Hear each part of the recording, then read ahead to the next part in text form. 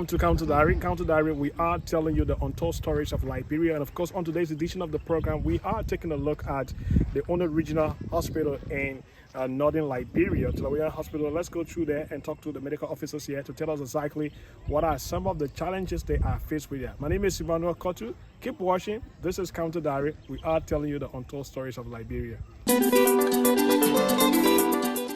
The Telewoyan Hospital, which was established in 1957, is owned and operated by the government of Liberia with support from international and local NGOs.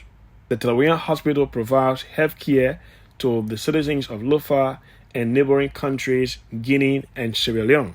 The Telewoyan Memorial Hospital provides primary and secondary services, including surgical services, mental health care, and antenatal care for citizens of the county. That sometimes you bring somebody here, we have to tell you go and bring few. Definitely that has been happening at the hospital, and you just mentioned the constraint that we are facing, budgetary constraint and a lot of things. This hospital, to put the generator on and run it for 24 hours, we need 72 gallons. So that means technically it's one drum every day. So if you were to calculate that for 30 days, you're talking about 2,000 plus gallons. Today, if you just calculate how much for 1 gallon of fuel on the market here, you will know that's a huge sum of money. So even the money that we get from the government, if we were just to say, okay, our priority is just fuel, they will not be able to solve the problem. So these are the challenges. We've tried to find solution to it by working with a lot of partners. As you stand here, you can see solar panel over the building. This was provided by USAID for the lab. UNDP came in, they provided some solar for the OR, the operation theater. But as we have been telling our partners, if you did surgery in there and you took the person on the wall and there's no current for them to be on oxygen or what have you, we still have not done what we're supposed to do.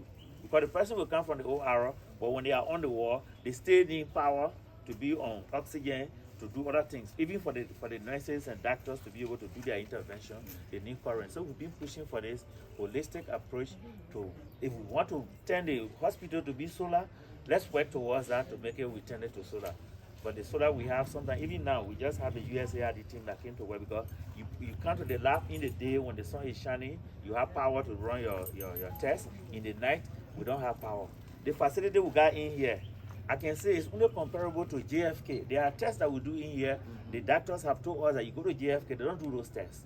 USAID has equipped this lab to the point that there are very few tests that we cannot do here. People leave Monrovia, they come here to come and do tests. Anytime they say delegation come in here, whether they are government officials, NGOs, and what have you, before they leave this place, they all come here to run their tests. So that is how important this hospital is. We want to encourage all well-meaning Liberians, particularly our brothers and sisters from Lofa County, to see this hospital as their own. Because what we always keep saying, when I came here as administrator, the medical director I was working with, he always come to me when he, request for certain things. Mr. Koli, let's buy this, let's buy that. Sometimes I'm reviewing the documents and what have you. He will come to me and say, Mr. Koli, if you buy it, fine. If you don't, fine. But just remember that as you are sitting in your office, if you fell off and we have to rush you inside here, the one are there that what we use for you. So many people think that those of us that work with the hospital, we don't have the hospital, but because we know that this is our first reference point. This is our first reference point. Even as staff, as I sit down here, if anything happens to me, they are wrong. So we are very, very concerned to make sure that this hospital is operating and is able to serve all of our people, irrespective of where you come from or whatever political persuasion you come from. Some few weeks ago, we were here and we had a discussion here. And I said to myself, there's a need to have a little bit of interventions, considering the constraints. This morning, we have come to make available 2 drums of fuel, 25 gallons each, 75 gallons each. So that's 150 gallons of fuel to the hospital. This is just our little contribution towards the improvement of the work. We are aware of the sacrifices you are making and the limitations of funding here. You people are working beyond the call of normal duty. And I ask the Lord to bless you people in your hands for saving lives. We hope in the future we can do more, but this is just the beginning of a relationship that we can establish. We have intent to do more for this hospital because this hospital is a referral hospital in the region. I'm sure it's serving both Guinean and Sierra Leone. So it's a strategic hospital. So we want to say this morning we have come to just give this little contribution to help power your generator just in case there's a critical issue that you need a generator. So that a life can be saved, you know. So Yes, please. I go to the police station and send you out to court today.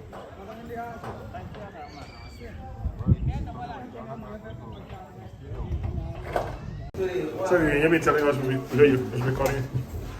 So this is the power bank. I think this is the technician I was telling you about at USA and Libra. Okay. So they're trying to service this so that they can boost the power for you to be able to provide at least power to the lab for a long period of time.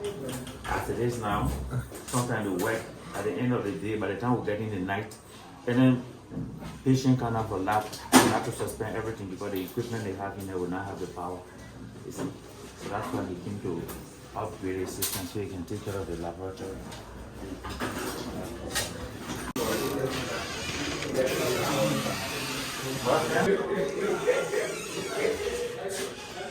Okay, Gian, please, welcome. Can you please tell a little bit about the challenges you face in the laboratory here?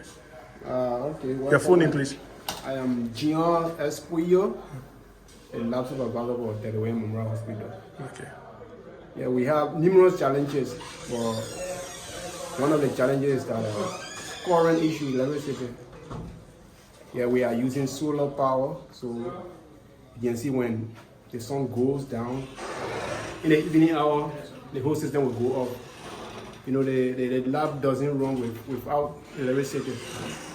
So you can see at night, most of the time we don't do lab tests because no current at night. So it's one of the critical issues when it comes to lab, to our testing. And then another thing is, there's all over the country, human resource. You can see we are on a few, and even the few that are here, none of us is employed. We are on government incentive like me. We are professionals. You know, I'm taking $80 USD as pay. So it's one of the challenges. You can have all the equipment here. We have, when you tour around the lab, you can see we have most of the equipment available. But without human resource, you will see that these equipment are just waste. So it's one of the challenges again. Yeah. So what are some of those equipment that you use here that uses huge electricity? We use refrigerators. We have freezers. We can pass around and see. We have this is our chemistry lab. This is our hematology. This is where we run our CBC complete blood count. This is our chemistry. You can see most of them are off because we are managing the electricity. We don't put them on at the same time. So we put them when we're ready to use each of the equipment, we put it on because when we put everything on, the whole system will go off. Wow. Yeah, so this is why we are managing. You can see these all are off. This also is off. This is our freezer. There is 20 freezer. So we put it off because it consumes a lot of current. This is our reagent storage refrigerator. It is on because we have reagent inside. We don't put it off. So we can go to other places. You can see we have a lot of equipment. This is our welcome on this side. The section we have a lot of equipment is this is our bacteriology lab.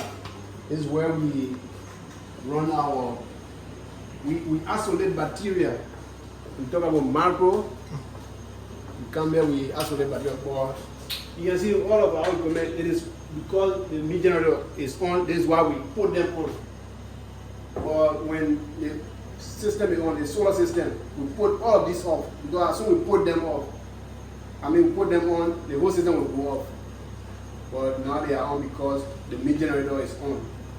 So you can see almost 3 months ago, we are now doing bacteriology lab testing because of the same challenge that I was just talking about, because no electricity. When you are running macro testing, what you call culture and sensitivity, all of these equipment need to be on 24 hours. And then the system does not sustain this equipment to be running throughout 24 hours. So this is why we just cease everything now. We are not doing macro testing. So if you come here to ask, it's one of the major challenges that we are facing. All right, thank you. So how often you get patients to visit the lab? Patient, daily on daily basis. You know, almost every patient that enters the hospital must pass here. Yeah.